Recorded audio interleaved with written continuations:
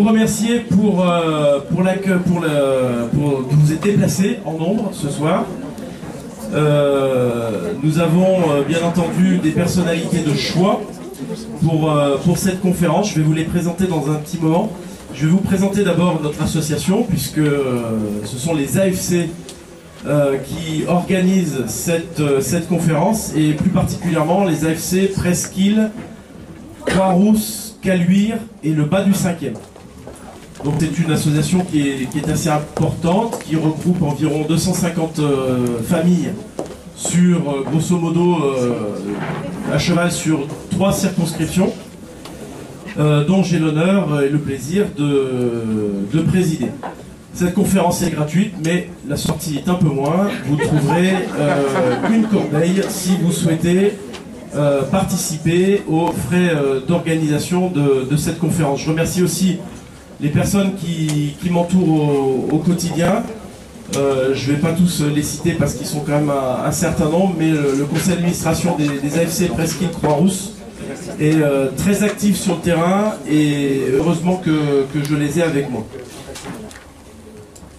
Vous pourrez également, à l'issue de cette conférence, vous faire dédicacer les ouvrages de Anne Schaub et de Aude Mirkovic que je vais vous présenter dans quelques minutes. Alors je vais vous présenter d'abord nos deux conférencières. Tout d'abord, merci à toutes les deux d'avoir accepté l'invitation de notre AFC. Alors je vais commencer par l'international. Je vais vous présenter donc Anne Schaub. Anne Schaub est notre sœur de nationalité belge.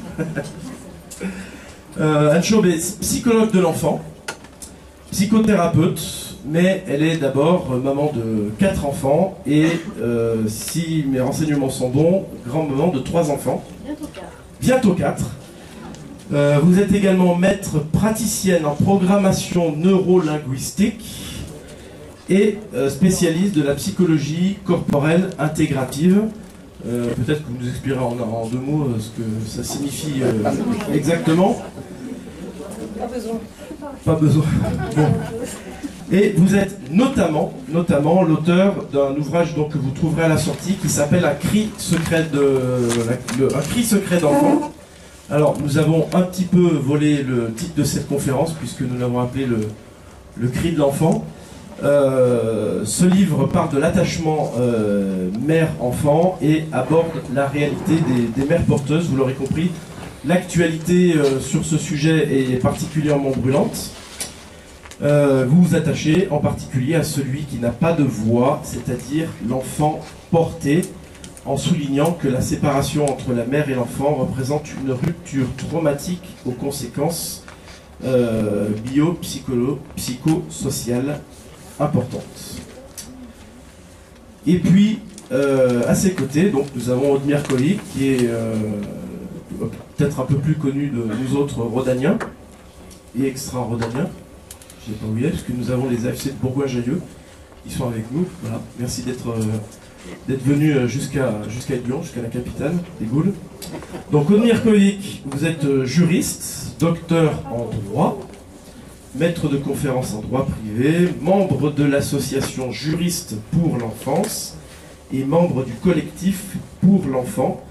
Vous êtes spécialisé dans le droit de la famille et de la bioéthique, entre autres dans vos parutions, un ouvrage sur le mariage des personnes de même sexe, la controverse juridique, qui est paru en 2014, un autre ouvrage que vous trouverez à l'entrée ou à la sortie, PMA, GPA, quel respect pour les droits de l'enfant, qui est sorti en 2016, et puis le roman que tout le monde attendait, en rouge et noir, qui vient de sortir. Voilà, j'ai cru savoir que vous multipliez les dédicaces.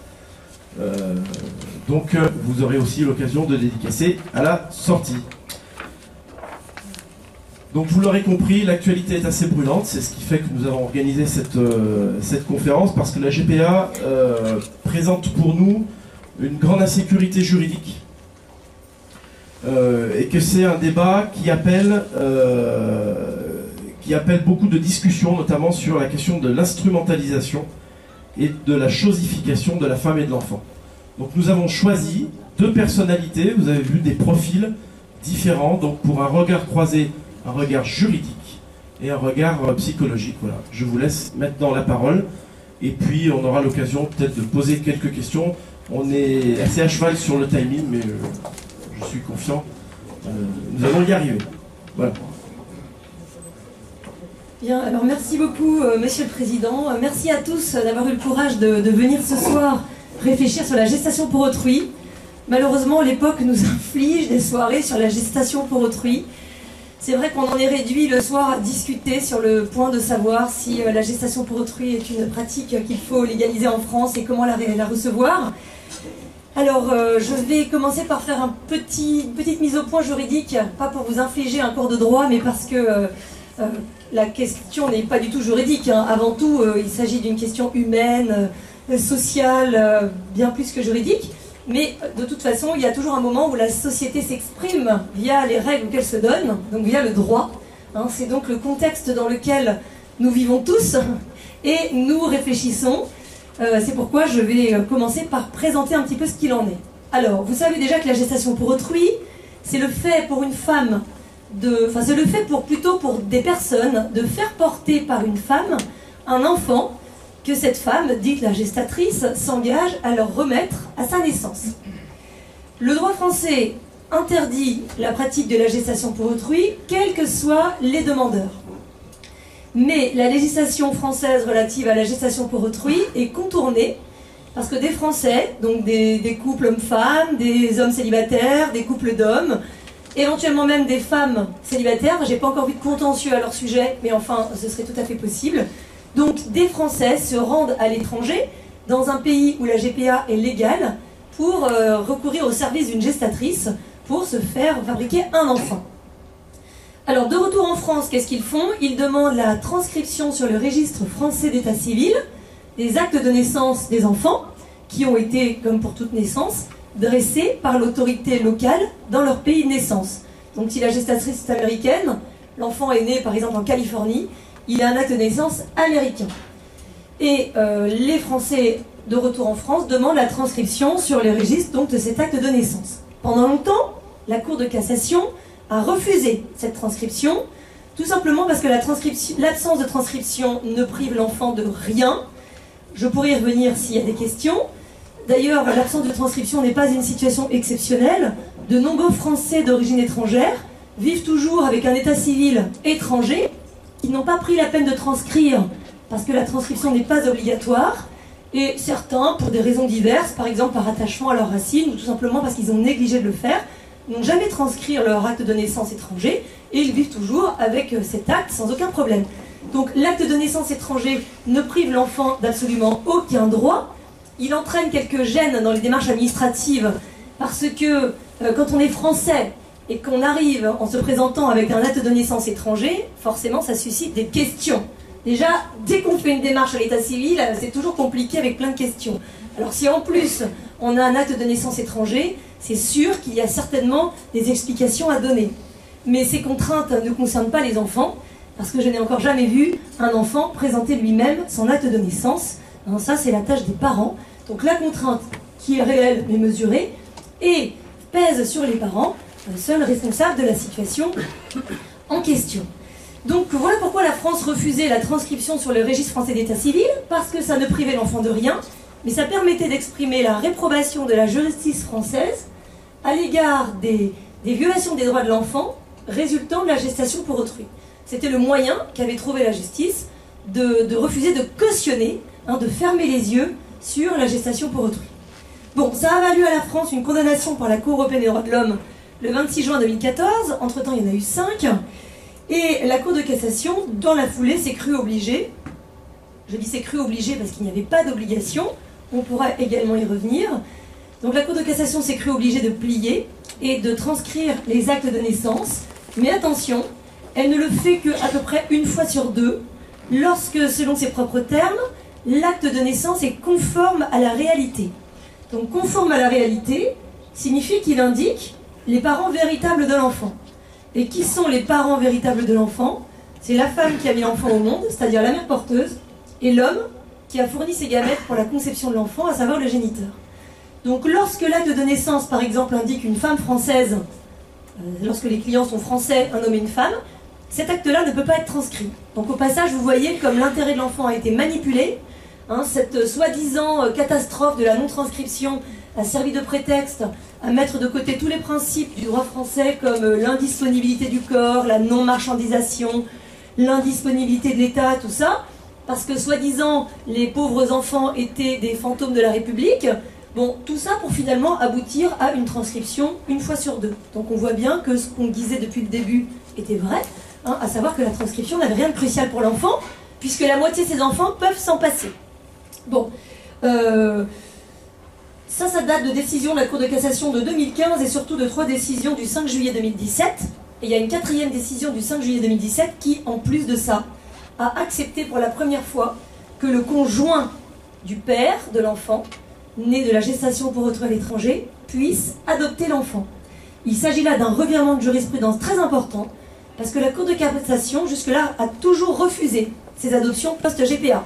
Bon, elle était saisie jusqu'à présent par les conjointes du père, et elle disait non, parce que ce qui était demandé, ce n'était pas une adoption, mais un détournement de l'adoption. En effet, je vais le marteler pas mal ce soir, s'il y a une chose à retenir de mon propos, c'est que la gestation pour autrui n'a rien à voir avec l'adoption. Parce que l'adoption est une institution qui est au service de l'enfant, qui a pour but de réparer le fait qu'un enfant, par les malheurs de la vie, a été privé d'un de ses parents ou des deux, et on répare ça en le confiant à des parents adoptifs. Mais la gestation pour autrui organise le fait que l'enfant soit privé d'un de ses parents, en l'occurrence de mère, de manière à laisser la place libre pour un parent d'intention qui voudrait l'adopter. Donc là, l'adoption, finalement, ne peut pas être invoquée parce que la gestation pour autrui provoque délibérément la situation dans laquelle l'enfant n'a qu'un seul parent, situation que l'adoption a vocation justement à réparer. Donc il faut bien comprendre que l'adoption ne prive les enfants de rien. Elle intervient au profit d'enfants qui, oui, ont été privés par les malheurs de la vie de quelque chose, en l'occurrence de parents, mais l'adoption elle-même répare. Elle prive les enfants de rien du tout. Au contraire, la gestation pour autrui écarte la mère de l'enfant pour laisser la place libre au projet d'un adulte qui voudrait réaliser son projet d'enfant. Alors, voilà pour la situation juridique, en 2 mots.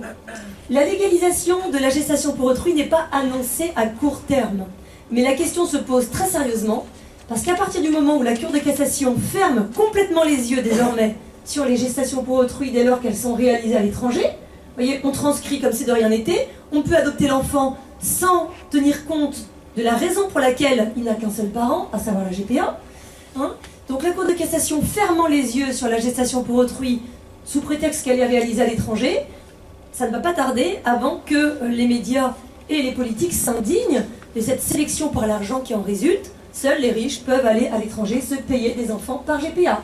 Voilà une bonne raison pour, très rapidement, nous servir la gestation pour autrui en France. C'est pourquoi il est nécessaire d'approfondir un petit peu le sujet pour se faire une idée sur la question et ensuite pouvoir décider est-ce que j'appelle mon député pour l'alerter sur ce sujet ou au contraire, je lui envoie une lettre pour lui demander de légaliser la pratique. À vous de voir. Donc je pense que les 3 lettres de GPA peuvent nous servir utilement pour voir un petit peu les conséquences pour l'enfant de cette pratique. D'abord la GPA, j'ai envie de l'appeler grossesse pour achat. Parce que en effet, quel est le but C'est pour une femme de mener une grossesse. La gestation, c'est le vocabulaire des animaux.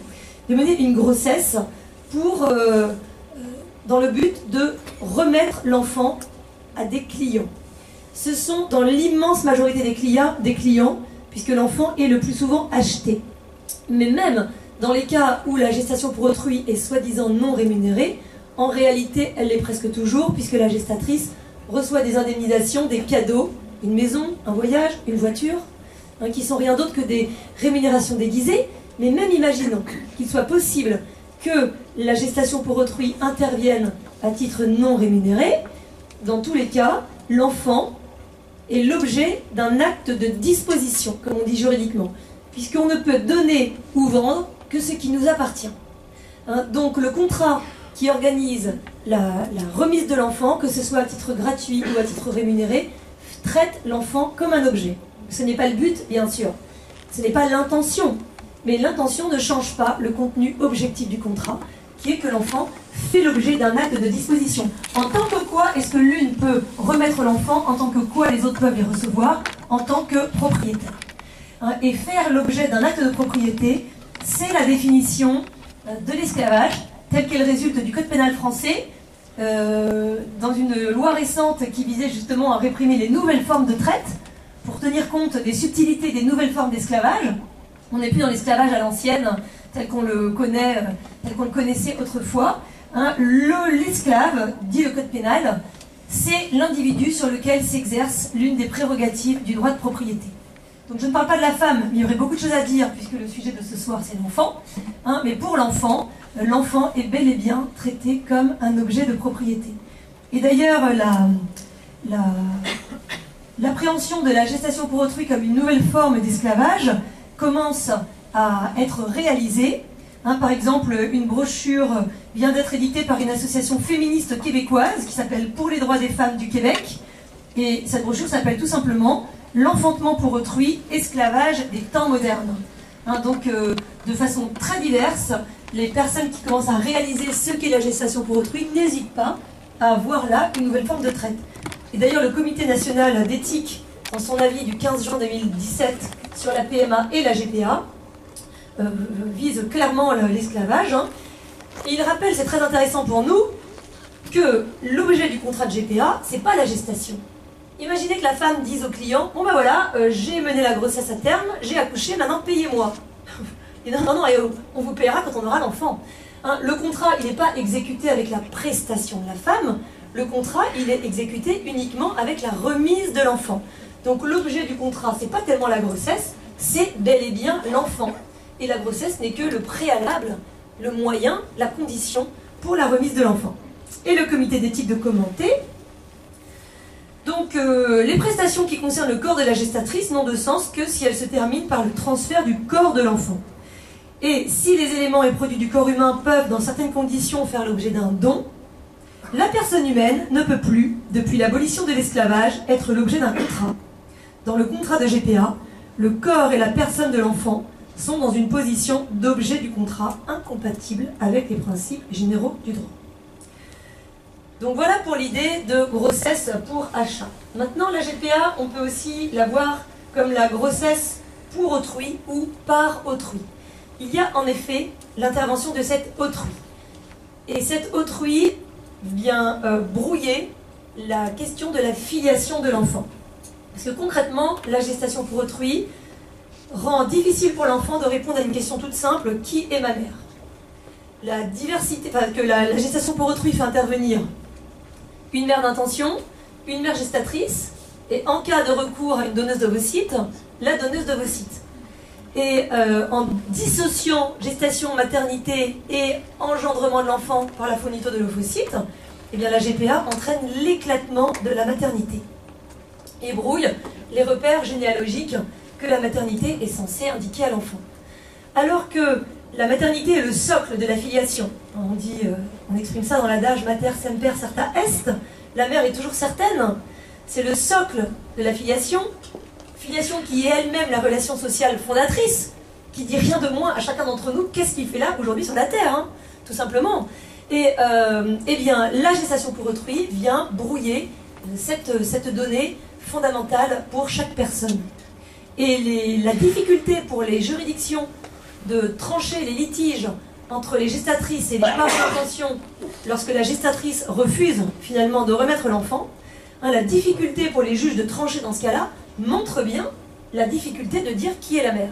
Et d'ailleurs, la diversité des réponses apportées par les juridictions est révélatrice. Je ne vais pas vous accabler de références de jurisprudence. Enfin, on peut dire que globalement, les juridictions américaines en cas de conflit donnent la préférence à la mère d'intention. Et pour des raisons diverses, parfois la cour va dire « elle a fourni l'ovocyte, donc c'est elle la mère ». Parfois elle n'a pas fourni l'ovocyte, mais comme c'est la mère d'intention, c'est quand même elle la mère. Et pourtant la cour dit que de toute façon, c'est toujours au cas par cas. On ne peut pas dire de façon générale qui est la mère de l'enfant. Au contraire, les juridictions françaises, en cas de litige, donnent la préférence à la mère porteuse. On a des cas où la mère porteuse, 5 ans après, s'est rétractée. Elle a obtenu l'annulation de l'acte de naissance de l'enfant, la reconnaissance de sa propre maternité. Parce que le droit français donne la préférence à la femme qui a mis l'enfant au monde. Voilà, donc la maternité pour autrui empêche de donner une réponse simple à cette question fondamentale, qui est la mère?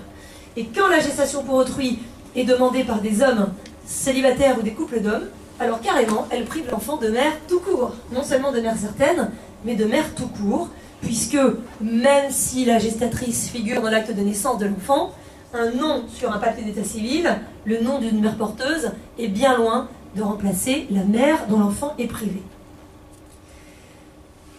Donc la filiation de l'enfant est impactée par cette... est malmenée, c'est le moins qu'on puisse dire, par cette pratique, et cela porte atteinte concrètement aux droits de l'enfant. Je rappelle que la Convention internationale des droits de l'enfant, ratifiée par la France et qui a donc une valeur supérieure aux droits français, qui s'impose même à notre législateur, garantit le droit pour l'enfant, dans la mesure du possible, de connaître ses parents et être élevé par eux. Alors, dans la mesure du possible, parce que l'État ne peut pas évidemment garantir à tous les enfants qu'ils connaîtront leurs parents et seront élevés par eux, ne serait-ce parce qu'il y a des parents inconnus ou décédés. Mais ce qui est certain, en tout cas, c'est que l'État ne doit rien faire qui empêche l'enfant d'avoir cette chance. Et la gestation pour autrui, par définition, prive l'enfant déjà de la possibilité d'identifier sa mère, dans tous les cas d'être élevé par elle, et même carrément parfois le prive totalement de mère. De la Convention internationale des droits de l'enfant. Donc quand on va voir des députés, par exemple, ce texte est très utile parce que c'est un texte juridique qui a une valeur obligatoire et qui s'impose aux législateurs français. Par ailleurs, troisième sens possible de GPA, c'est la grossesse pour abandon, puisque c'est le but de l'opération. Le contrat de GPA organise à l'avance la séparation, programme la séparation de l'enfant de la femme qui l'a porté. Donc, plus on en sait sur le choc qui en résulte pour l'enfant, et plus on sait que c'est problématique. Donc je laisserai ma collègue et amie Anne Chaube détailler les inconvénients pour l'enfant de cette séparation. Mais ce qui est sûr, c'est qu'il en résulte un préjudice potentiel pour l'enfant. Alors on tente de relativiser ce problème en remarquant que les enfants de la GPA ne sont pas les seuls à connaître éventuellement ce choc traumatique. Et notamment certains enfants adoptés ont eux aussi connu au moment de leur naissance cette séparation. Mais pas forcément. Mais encore une fois, le parallèle avec l'adoption ne marche pas, ne fonctionne pas, parce que c'est pas à cause de l'adoption que l'enfant a été séparé de sa mère de naissance. C'est parce que l'enfant a été séparé de sa mère de naissance pour des raisons diverses et variées que du coup il va être confié à l'adoption pour réparer ça. Donc l'adoption n'a jamais programmé la séparation de qui que ce soit avec ses parents. Au contraire de la GPA, puisque c'est ce qu'elle fait, c'est le but du contrat. Donc on voit que la comparaison qu'on fait systématiquement entre GPA et adoption n'est décidément pas du tout pertinente. Alors certains pensent rendre service à l'enfant, et c'est ce que pensent certainement les juges, une fois que la gestation pour autrui de toute façon a été réalisée, une fois que de toute façon l'enfant n'a plus de mère certaine, ou une fois qu'il n'a plus de mère du tout, dire bon bah après tout c'est un moindre mal que de prononcer l'adoption. Mais il n'en est rien, parce que l'intérêt de l'enfant bien compris en réalité s'oppose à cette adoption, et d'ailleurs c'est la raison pour laquelle la Cour de cassation jusqu'au mois de juillet 2017 avait toujours refusé les adoptions qui étaient demandées dans ce cas-là. Parce que cette adoption, si elle est prononcée, elle ne répare pas le préjudice subi par l'enfant. Elle ne rendra pas à l'enfant une filiation maternelle claire et limpide, elle ne lui rendra pas la mère biologique dont il a été privé, elle ne réparera pas par elle-même le choc traumatique qui peut résulter de la séparation dont il a fait l'objet, elle ne répare pas non plus l'atteinte à sa dignité qui vient du fait qu'il est traité comme un objet par la gestation pour autrui, etc. Donc le fait de prononcer l'adoption, à la fin, revient seulement finalement à fermer les yeux sur ce que l'enfant a subi, ce qui s'apparente tout simplement à un déni de justice. Et puis, Anne reviendra là-dessus, mais on sait aussi que les difficultés que la vie réserve à chacun peuvent pratiquement toutes être surmontées, mais que le déni est pratiquement la pire des choses qui puissent être faites. Or, justement, fermer les yeux sur la gestation pour autrui infligée à l'enfant et l'évaluation de ses droits, c'est un déni de justice et c'est un déni tout court. Parce que les états civils non transcrits des enfants de la GPA, c'était le seul endroit de vérité qui restait pour leur histoire personnelle.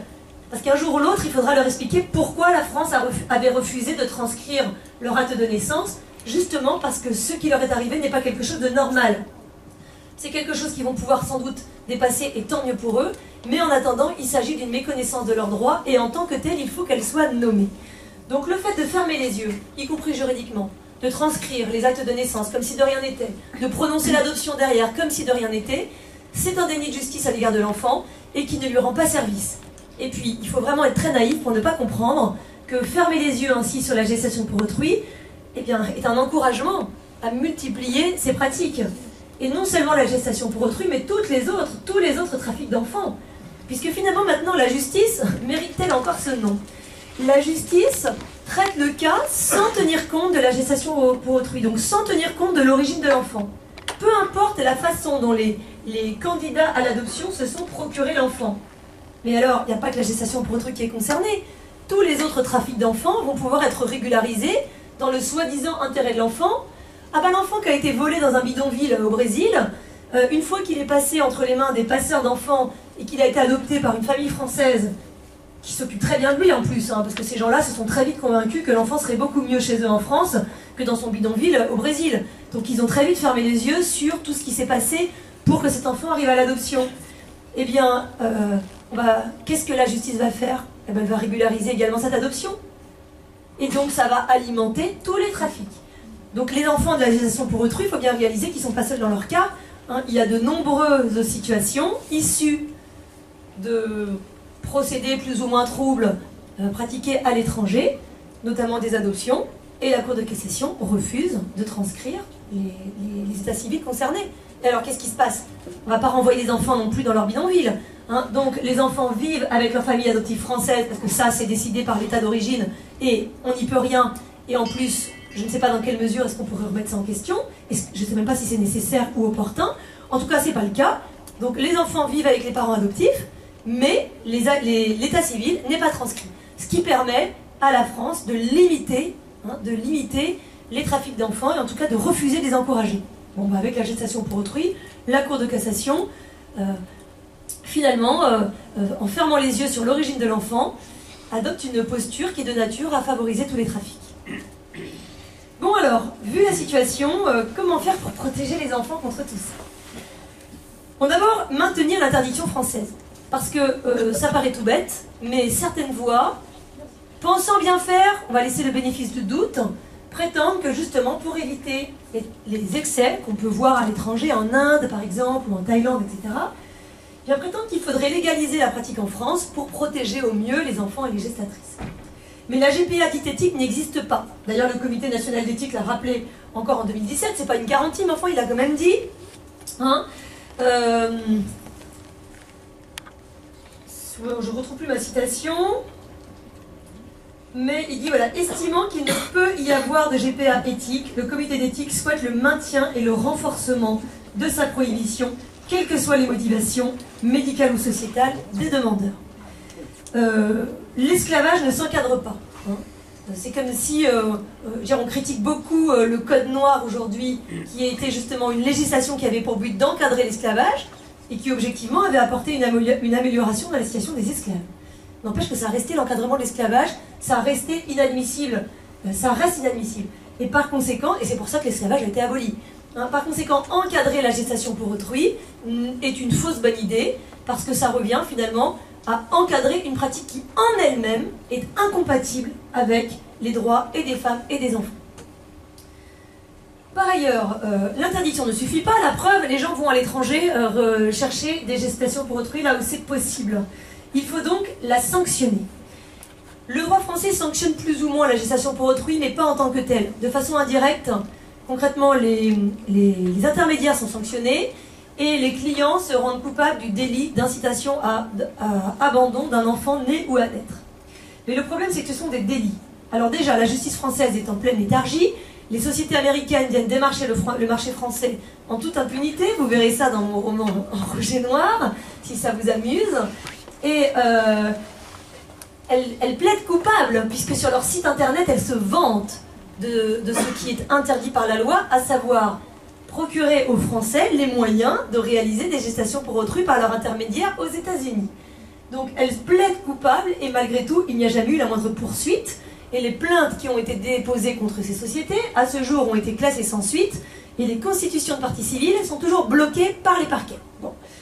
Donc la justice ne fait pas son travail, et de toute façon, en ce qui concerne les clients de la gestation pour autrui, les actes, juridiquement, sont des délits.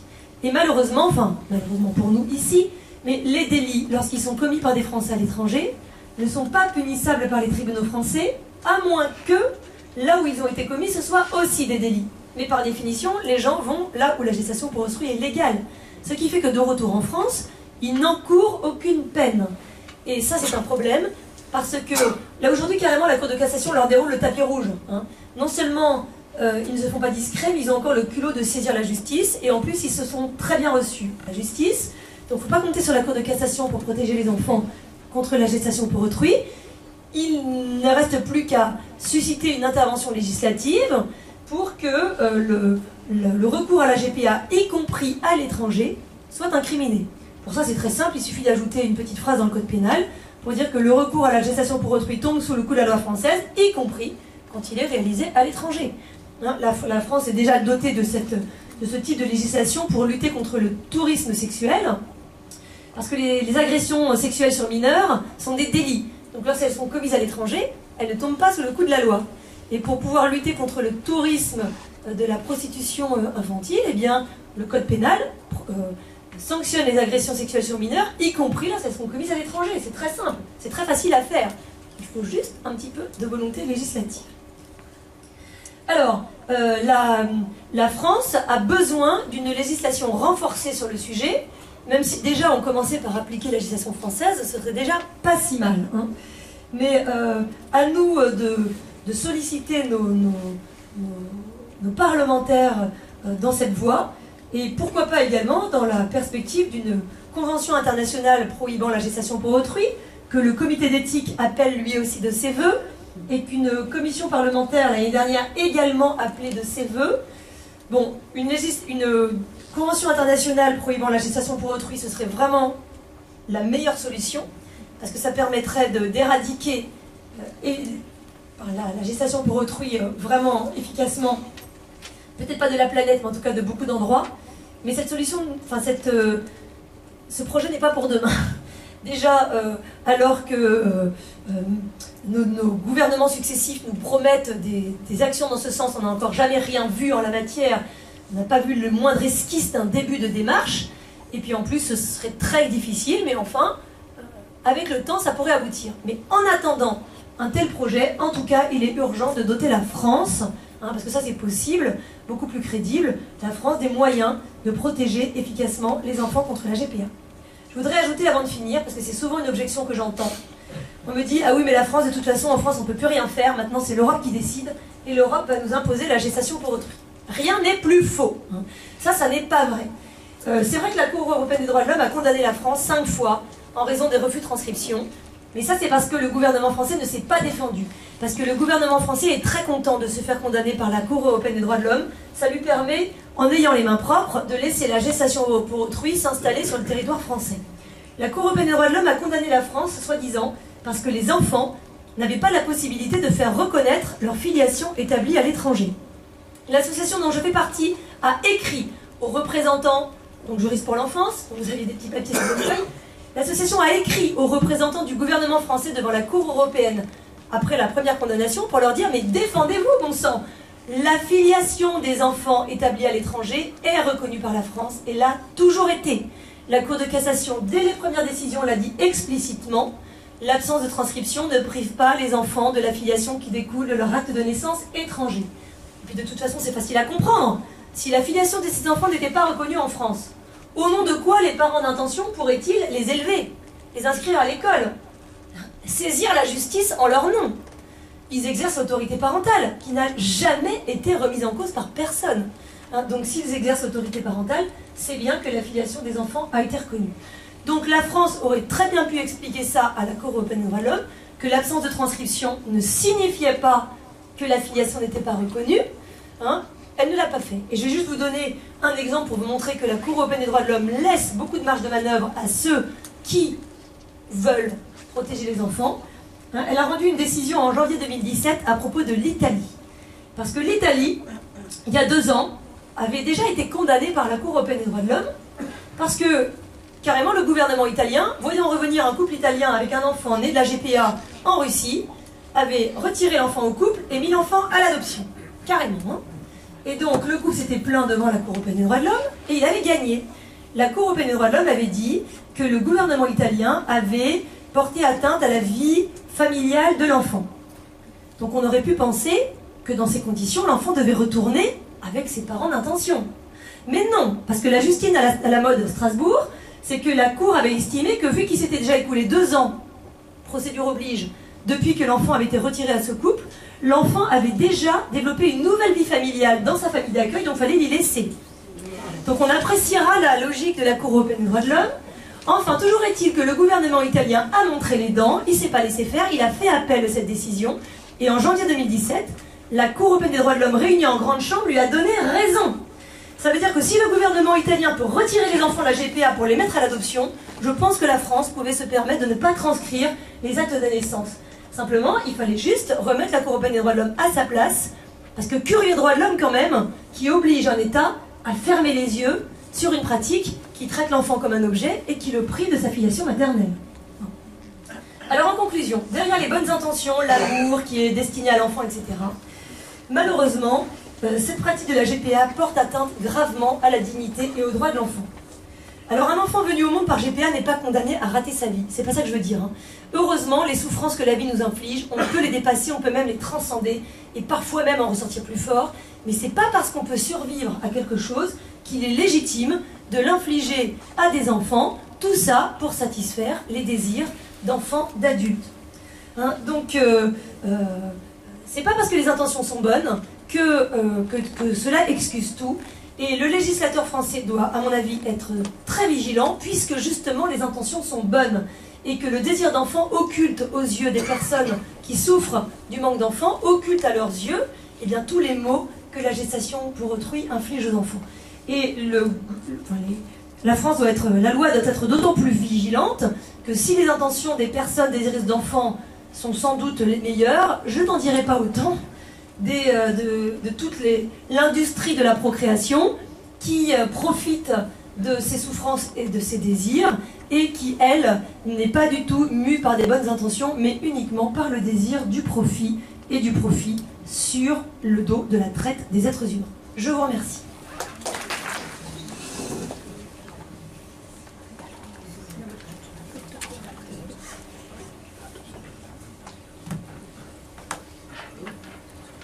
Voilà, bonsoir. Ça va, ça marche?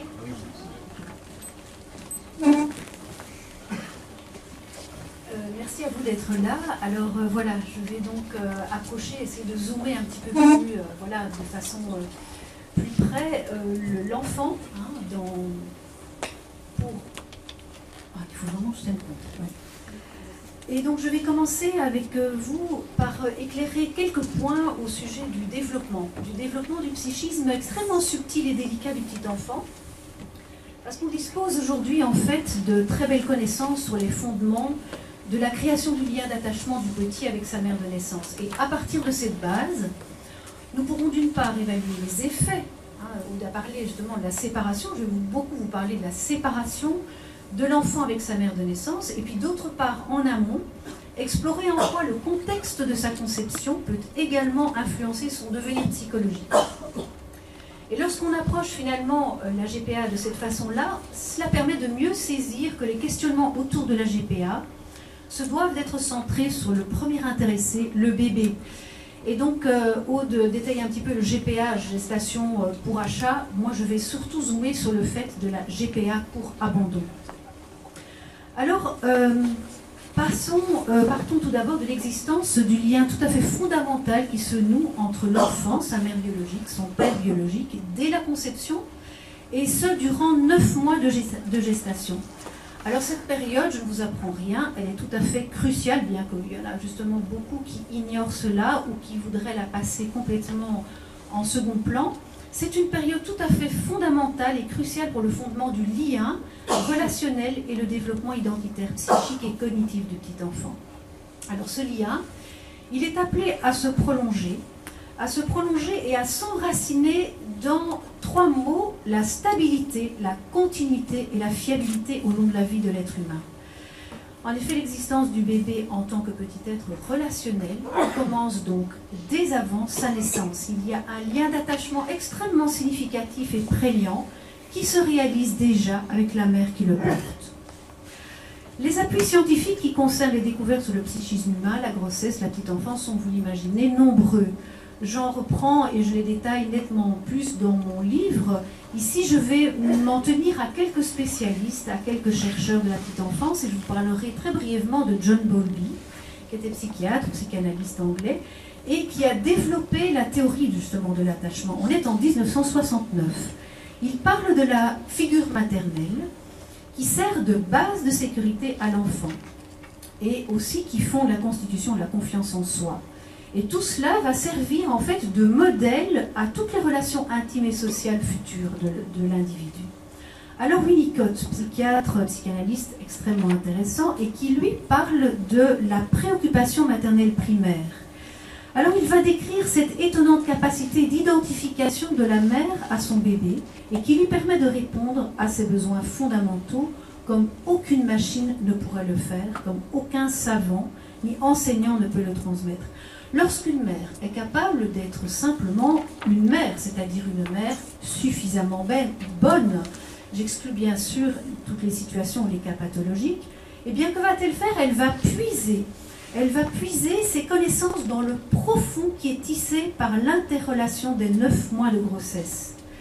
Cette relation d'inconscient à inconscient est extrêmement forte.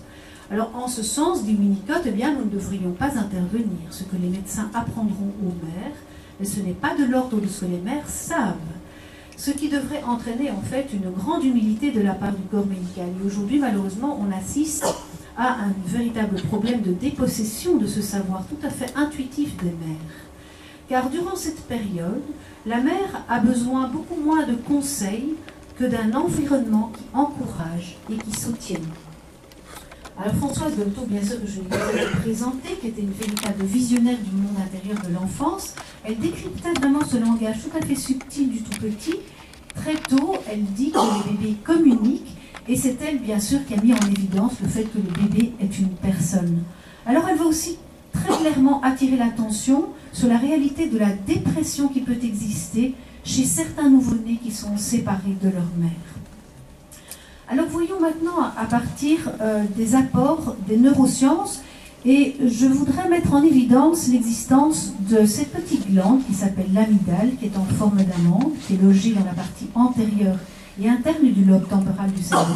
Alors l'amygdale, c'est le socle neurologique des émotions qui gèrent plus particulièrement les circuits de la peur. Cette partie du cerveau intervient bien avant l'émergence de la conscience. Donc en fait, le nouveau-né arrive au monde avec cette petite glande qui est déjà fonctionnelle et qui est chargée de ce que j'appellerais, enfin elle est chargée un petit peu comme une mémoire émotionnelle qui emprunte à tout jamais des ambiances qui ont été vécues et ressenties les derniers mois in utero. Alors le propre d'une carte mémoire, je ne vous apprends rien, bien elle permet d'enregistrer, vont s'y graver des données qui vont être retenues à long terme, durablement, et elles peuvent être réutilisées. Et bien de même, l'amygdale, n'oublie pas. J'y reviendrai.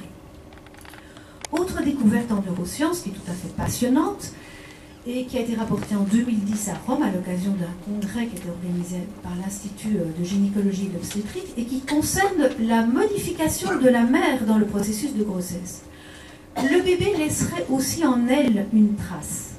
C'est-à-dire qu'on a retrouvé des cellules fœtales ainsi que du patrimoine génétique du père, sachant que le bébé est porteur de 50% du matériel génétique maternel et 50% du matériel génétique paternel, eh bien, ont été retrouvés dans la moelle sanguine de la mère jusqu'à 30 ans après la naissance de chacun des enfants portés.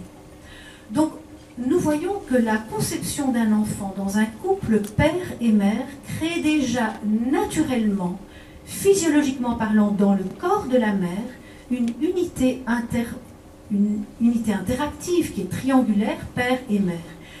Je trouve ça extrêmement parlant et c'est assez extraordinaire parce qu'on peut vraiment dire que cette cohésion familiale, elle est déjà inscrite dans le corps de la femme enceinte.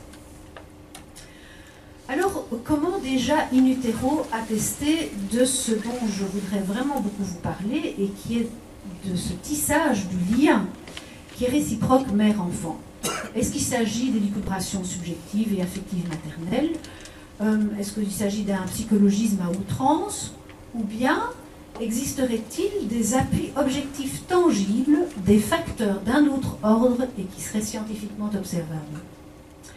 L'interaction des sens entre la femme et l'enfant au seul niveau cellulaire suffit de comprendre que la grossesse implique une interdépendance mère-enfant. C'est ce qu'atteste le pédopsychiatre Pierre Courbin. Et il rajoute, il est évident que ce qui est affirmé au plan cellulaire reste dominant au plan psychologique. C'est donc par l'éveil de ces 5 sens que l'embryon et ensuite le fœtus va commencer à faire connaissance avec le monde intérieur qui est sa mère, ce monde intérieur dans lequel il grandit, ainsi qu'avec les fragments de vie du monde extérieur qui lui parvient. On observe tout au long de l'embryogénèse le développement progressif des différents organes des sens. Je vais très brièvement balayer ces organes des sens. Le toucher, qui est évidemment le premier sens qui est mis en place, et à devenir fonctionnel, dès la 7e semaine, il est très sollicité en permanence. Le petit va ressentir intimement tous les mouvements exercés dans ce milieu utérin, il va ressentir les pulsations du cordon ombilical, il va percevoir le contact éventuellement avec un jumeau. Et donc, on a observé par l'échographie que lorsqu'on introduit dans son petit habitacle une aiguille pour une amniosynthèse, eh bien, on observe qu'il a un mouvement de retrait contre la paroi utérine, comme s'il cherchait à s'en protéger. Par ailleurs, le fœtus va être très sensible au toucher. Donc, on a observé aussi que la mère ou le père qui va solliciter le bébé avec sa main, eh bien, on voit le petit qui vient se lever contre la main qui le sollicite. Alors, l'odorat et le goût, qui sont en fait 2 sens qui sont tout à fait connectés, eh bien, le sens olfactif intervient déjà dans la gustation via le liquide amniotique. Donc, en fait, parce que le fœtus avale déjà et il régurgite également. Donc, les odeurs et les saveurs sont très finement détectées et mémorisées par le fœtus. Quant à l'ouïe, eh bien, le fœtus entend vers le 4e mois de grossesse. Alors, lorsqu'on analyse le rythme cardiaque fœtal, des chercheurs ont prouvé la discrimination du fœtus face à la voix maternelle et il a des mouvements réactionnels lorsque la mère s'adresse à lui, ou bien parle même de lui à une tierce personne. Donc on va voir que des ambiances calmes ou au contraire des musiques trop vives, eh bien ça va pouvoir l'impacter, soit agréablement ou au contraire ça pourrait le sidérer parce que, vous voyez, il n'a aucun moyen de se défendre de tout ce qui lui parvient sur le plan auditif.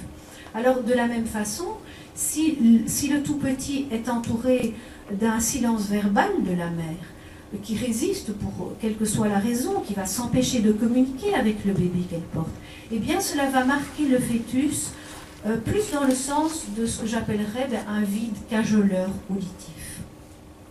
Donc vous voyez que lorsqu'il vient au monde, le nouveau-né bénéficie déjà d'un très riche patrimoine sensoriel qui aura laissé en lui une trace marquante et durable dans le temps. Alors, pourquoi je vous parle de cette mémoire sensorielle? Eh bien, c'est précisément cela qui va lui servir de soutien et qui va lui servir notamment de soutien et de transition entre sa vie intra-utérine et sa nouvelle vie dans le monde. Il va lui permettre d'identifier très vite la voix de sa mère, ainsi que très rapidement aussi son odeur.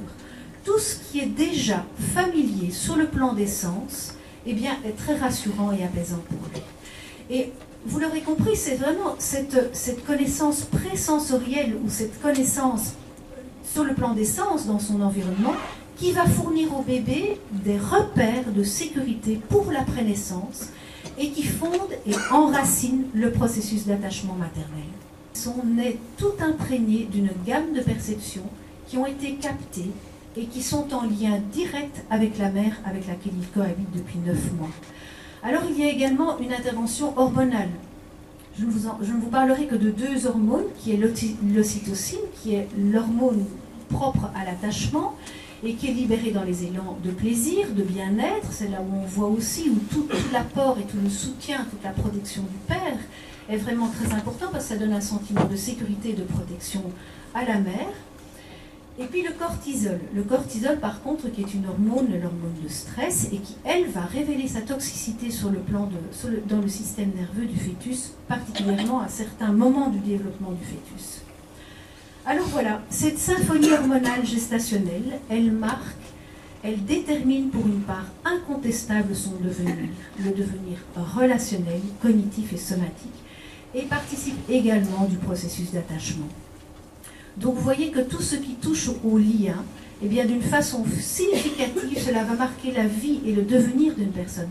Ce qui va résonner en arrière-plan, donc nous sommes tous amenés à créer du lien, nous sommes des êtres de relation, eh bien nous avons tous en arrière-plan une mémoire qui est soit agréable, qui a été sereine, ou justement par rapport à toute cette perception extra-fine que nous avons tous, dont nous avons tous bénéficié, qui a capté une série de choses, ou bien au contraire une mémoire qui résonne plutôt sur le plan du stress ou d'une façon stressante et angoissante, ou parfois même une mémoire qui aura pu capter quelque chose qui serait de l'ordre du rejet. Alors bien évidemment, c'est le contexte tout à fait général, le climat relationnel qui est joint aux perceptions sensorielles qui va permettre au petit homme en formation de se sentir exister, attendu, aimé pour qui il est en devenir. Alors j'en viens à la clinique qui éclaire et qui met en évidence certains types de souffrances qui se rencontrent chez les enfants qui ont connu des séparations.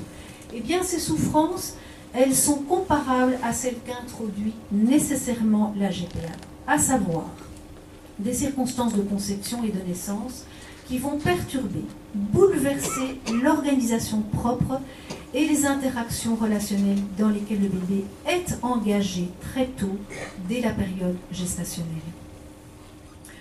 Je vais donc me rapprocher encore un peu plus précisément de ce moyen de procréation. Dans la GPA, à partir de manipulations médicales, techniques jointes à une maternité et plus largement à une parentalité éclatée, eh bien, comme vous l'a déjà présenté Aude, la cellule familiale se trouve désarticulée à la base de sa fondation. Que se passe-t-il au niveau de l'enfant? Eh bien, l'enfant se trouve fragilisé dans son identité filiale et sa sécurité affective de base. À l'aube de la vie naissante du bébé né par GPA, nous constatons que pèse sur lui une série de ruptures quant à l'unité biologique et relationnelle, et qui est liée en fait à la sortie du vivant de la vie, parce qu'on observe en effet une conception de l'embryon qui rompt avec la relation charnelle. Un apport de matériel génétique qui est étranger lorsqu'il s'agit de donneurs externes. Un embryon ou des embryons qui sont fabriqués dans une éprouvette. La perte et ou la congélation de frères et sœurs du futur bébé. Une grossesse délocalisée dans le ventre d'une femme étrangère à l'enfant et enfin l'apogée, la séparation, l'abandon délibéré du bébé de sa mère de naissance afin de le transférer aux parents d'intention. Alors une autre forme de rupture est celle qui se produit chez la femme enceinte. Toute grossesse n'est pas forcément agréable ou désagréable, mais ce qu'on peut dire, c'est qu'elle bouleverse la part la plus intime du corps et la plus privée de la vie. Elle n'est pas une tâche que l'on peut interrompre le soir et reprendre le matin, mais c'est une manière d'être et de vivre dans la conscience de porter en soi une autre vie. Et nous disons que la femme est enceinte. Les mots révélateurs ne disent pas « elle fabrique un bébé ». Donc demander à une femme de vivre cette métamorphose et cette responsabilité à la place d'une autre, ce qui la coupe forcément de toute signification pour elle-même, c'est l'inviter à une division radicale, à un véritable clivage entre son corps et sa personne, entre sa chair et l'esprit. Et bien entendu, ce qui la sépare d'elle-même, la sépare forcément du bébé attendu. Et comme dans la prostitution, nous dit Sylviane Agacinski, et je vous recommande son livre, Le corps en miettes, dont la femme ne peut accepter cet usage d'elle-même qu'en devenant étrangère à son propre corps. Dans la GPA, pour ne pas souffrir, la mère porteuse tente d'oublier sa grossesse. Elle se protège elle-même en se plaçant dans un esprit qui est comparable au déni de grossesse. Et il est évident que se contraindre à oublier sa grossesse, cela signifie oublier le bébé attendu, ce qui est extrêmement délétère pour le développement humain de ce petit. L'unité du corps et de la vie est pourtant fondatrice et souhaitable pour une structuration identitaire humaine cohérente. Si le monde se perd quand l'unité est rompue, eh bien l'homme se perd quand son unité est rompue. Si un adulte, ici une femme, peut décider de ne pas s'attacher au bébé qu'elle porte pour autrui, c'est ce qui se passe lors d'une mise à distance psychique et émotionnelle du bébé attendu, eh bien un embryon, un bébé, un fœtus n'a pas cette capacité. Pour lui, le processus d'attachement qui débute dès la grossesse est un processus biopsychologique tout à fait naturel et qui a pour objectif de rechercher proximité, protection et sécurité auprès de l'adulte qui le porte. Donc nous disons et nous voyons qu'un bébé ne peut pas ne pas s'attacher. Et donc exposer un enfant en gestation à une ambiance affective qui est confuse ou distante pour le détacher, le séparer ensuite de celle qu'il a portée durant 9 mois et à laquelle il s'est attaché, eh bien cela représente pour l'enfant une rupture traumatique que de nombreux psychologues et pédopsychiatres qualifient de traumatisme majeur dans la vie naissante d'un enfant. Nous voyons donc que les conditions peuvent être manipulées et les conditions surtout morcelées dans lesquelles un enfant est conçu dans la GPA, eh bien cela laisse une trace indélébile et marquante dans le psychisme et l'histoire de filiation dès lors totalement brouillée de ces enfants. Donc que dire et que va devenir cette quête identitaire future? Eh bien elle s'en trouvera radicalement rendue beaucoup plus complexe.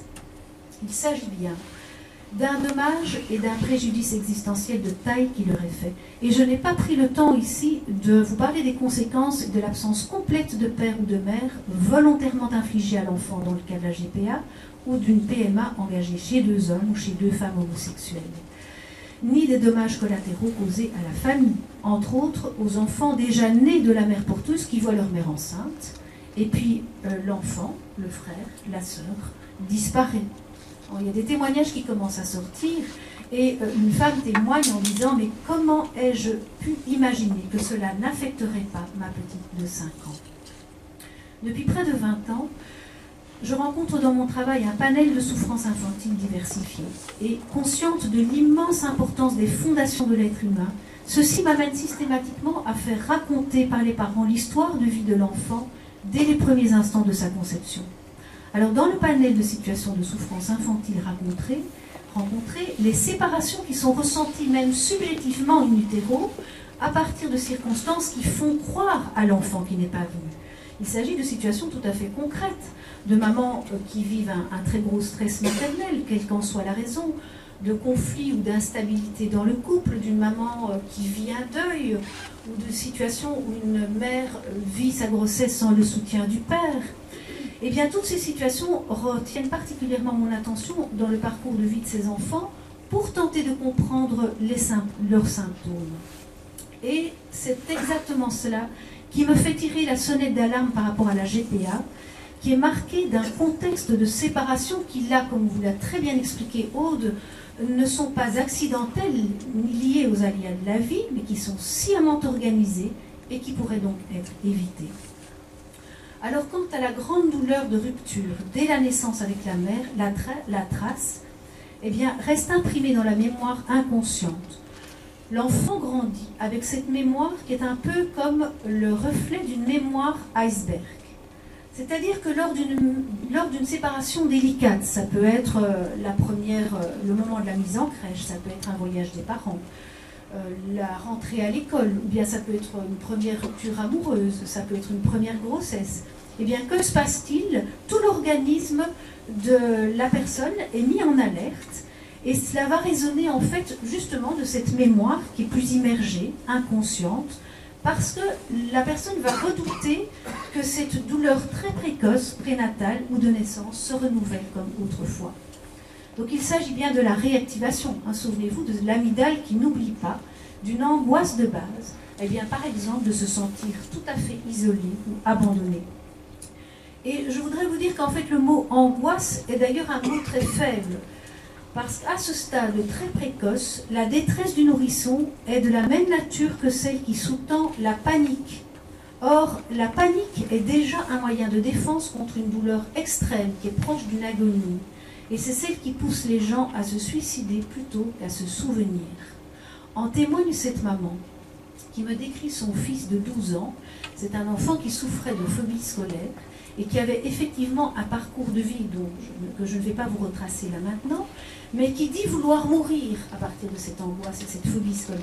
Et elle me le décrit en disant, mais il a les lèvres bleues, il est tout pâle, il est haletant, il a le cœur qui bat la chamade et qui lui semble s'arrêter. Donc vous voyez combien c'est très physiologique. Alors derrière un grand nombre de cas de figure motivant une intervention psychologique thérapeutique se loge comme en toile de fond l'angoisse la plus archaïque inhérente à notre humanité et qui est l'angoisse d'abandon, dont une des causes est la perte de la mère.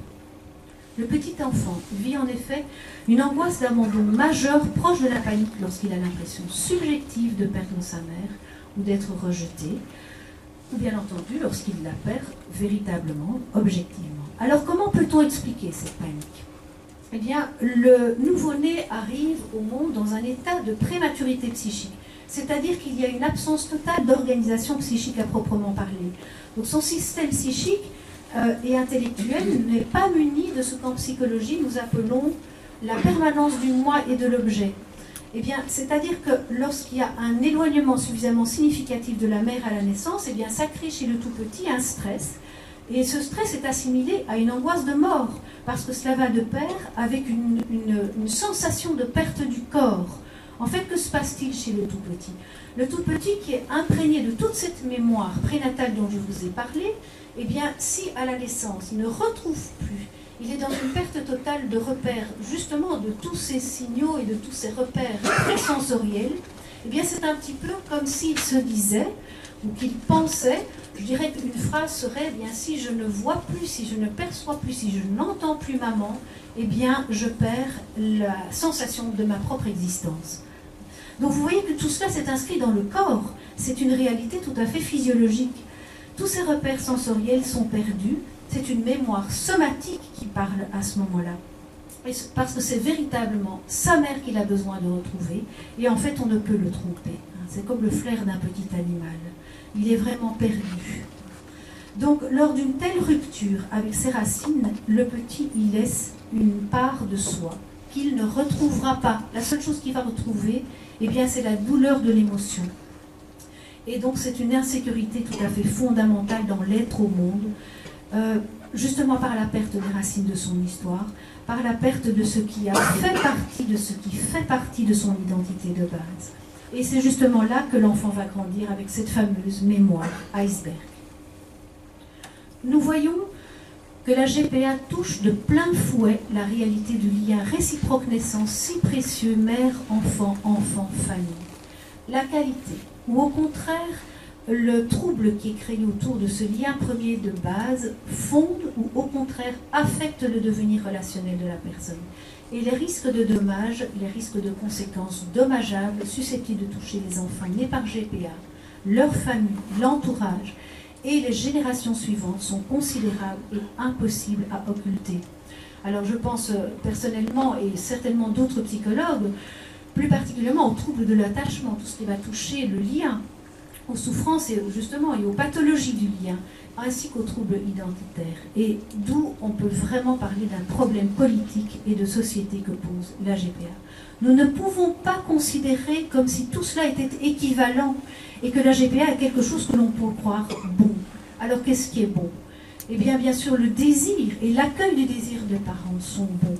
Mais on ne peut pas prétendre sérieusement aujourd'hui qu'il est bon ou neutre pour un enfant d'être conçu et de naître de cette façon. Cela aura forcément des conséquences au long de la vie. Et donc j'interpelle ici, et par mon livre, afin que nous puissions être nombreux à nous faire porte-parole de ces enfants qui n'ont aucune voix propre pour crier cette atteinte majeure exercée de façon délibérée sur l'origine de leur vie. Je vous laisse avec cette phrase. Et je vous dis simplement que j'aime énormément cette photo, parce que pour moi, qui est de Anne Geddes, et qu'elle illustre pour moi le fait de prêter la plus vive attention et délicatesse aux plus vulnérables dans la société. Et qui n'est pas plus vulnérable que l'embryon, le fœtus et le nouveau-né, livrés par nature en confiance au bon sens des adultes. Ces tout petits sont nos futurs adultes de demain et qui sait, nos futurs dirigeants. Avant de conclure, je voudrais terminer cet exposé par une petite métaphore. Peut-être avez-vous entendu parler de cet immeuble qui a été construit à la va-vite en Asie et qui s'est effondré à sa base. Et après coup, le constat qui a été mis en évidence, eh bien, c'était une absence totale de fondation. Alors en parallèle, nous voyons le risque qu'il y a à fragiliser ce que le docteur Bale appelle la fondation de l'édifice procréatique. Et ceci par le tout pouvoir qui est donné aux techniques scientifiques et au détournement du processus naturel, pourtant si bien ordonné de gestation et de naissance et de conception. Chacun a à l'esprit des exemples d'édifices qui ont résisté aux aléas de la vie, aux tempêtes, aux tremblements de terre. Pourquoi? Parce que justement, ils reposaient sur des solides fondations. Je songe par exemple à ce très beau pont qui fait partie de votre pays, le pont de Vaison-la-Romaine dans le sud de la France, et qui lui a été le seul à résister aux inondations dramatiques de 1992.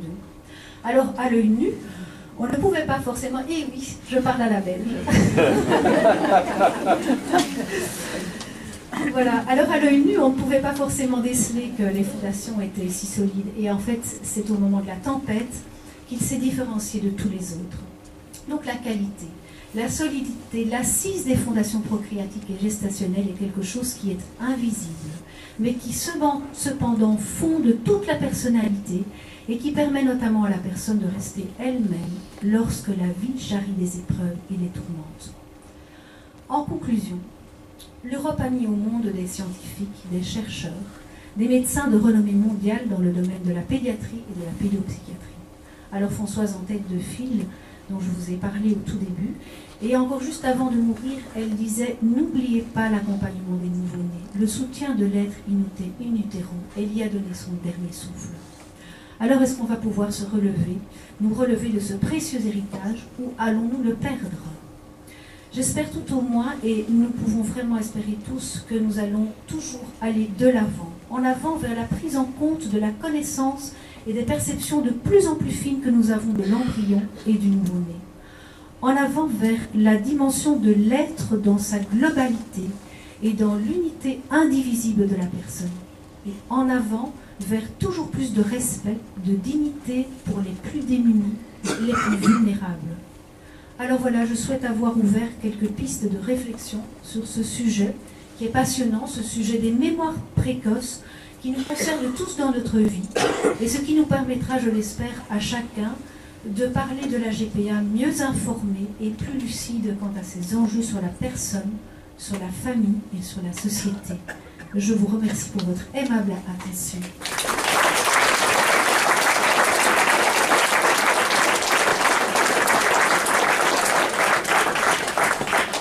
Merci beaucoup à Anne Schaub et puis Aude Mirkovic de leurs interventions croisées, de leur regard complémentaire sur la question de la GPA.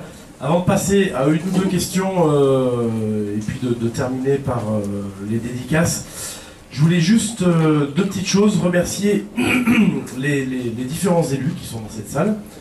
Ils se reconnaîtront. Vous remercier aussi également notre présidente des AFC départementales, Noël Girard.